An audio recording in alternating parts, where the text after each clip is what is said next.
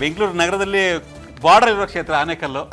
So electronic city ಇದೆ, mixed ಹಳ್ಳಿ ಮತ್ತೆ ಸಿಟಿ ಎರಡೂ ಭಾಗವನ್ನ ಮಿಕ್ಸ್ ಇರ್ತಕ್ಕಂಥ ಕ್ಷೇತ್ರ ಆನೇಕಲ್ಲು.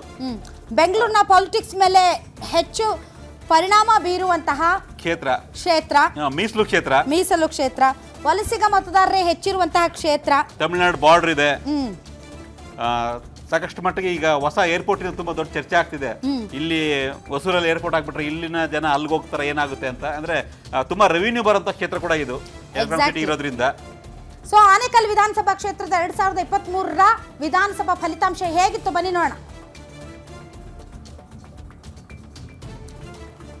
ಎಸ್, ಬಿ ಶಿವಣ್ಣ ಅವರು ಕಾಂಗ್ರೆಸ್ನ ಅಭ್ಯರ್ಥಿ ಆಗಿದ್ರು. 1,34,000 ಮತನ ಪಡ್ಕೊಂಡಿದ್ರು. ಹ್ಯಾಟ್ರಿಕ್ ಗೆಲುವನ್ನ ಪಡೆದ್ರು ಕಾಂಗ್ರೆಸ್ನಿಂದ.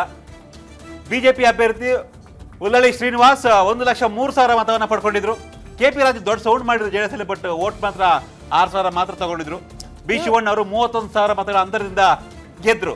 ಇವ್ರು ಯಾವಾಗ್ಲೂ ಗೊಂದಲನೇ ಬಿಜೆಪಿ ಅವರು ಟಿಕೆಟ್ ಕೊಡೋದ್ರಲ್ಲಿ. ಅಲ್ಲಿ ಎ ನಾರಾಯಣಸ್ವಾಮಿ ಅವರು ಸೆಂಟ್ರಲ್ ಇದ್ರಲ್ವಾ, ಹಾಗಾಗಿ ಕ್ಷೇತ್ರ ಬದಲಾಯಿತು. 2 ಬಾರಿ ಸೋತ್ ಮೇಲೆ ಎ ನಾರಾಯಣಸ್ವಾಮಿ ಅವರು 3ನೇ ಬಾರಿಗೆ ಅದೃಷ್ಟ ಪರೀಕ್ಷೆಗೆ ಹೋಗ್ಲಿಲ್ಲ. 2018 ಸೋತ್ ಮೇಲೆ 19ರಲ್ಲಿ ಲೋಕಸಭೆಗೆ ಹೋದ್ರು ದುರ್ಗಕ್ಕೆ. ಅಲ್ಲಿ ಗೆದ್ದು ಮಂತ್ರಿ ಕೂಡ ಆಗ್ಬಿಟ್ರು. ಶಿವಣ್ಣ ಅವರು 3 ಬಾರಿ ಹ್ಯಾಟ್ರಿಕ್ ಗೆಲುವನ್ನ ಪಡೆದಿದ್ದಾರೆ ಅಲ್ಲಿ. ಓಕೆ, ಹಾಗಾದ್ರೆ ಆನೇಕಲ್ ವಿಧಾನಸಭಾ ಕ್ಷೇತ್ರದಲ್ಲಿ mood of Karnataka, mood of Anekal ಹೇಗಿದೆ ಬನ್ನಿ ನೋಡೋಣ. ಶಾಸಕ ಎಂ ಶಿವಣ್ಣ ಒಬ್ಬ ಸರಳ ಸಜ್ಜನಿಕೆಯ ವ್ಯಕ್ತಿ. ಪ್ರತಿ ಹಳ್ಳಿಯೂ ಕೂಡ ಶಿವಣ್ಣ ಅವರಿಗೆ ಚಿರಪರಿಚಿತ.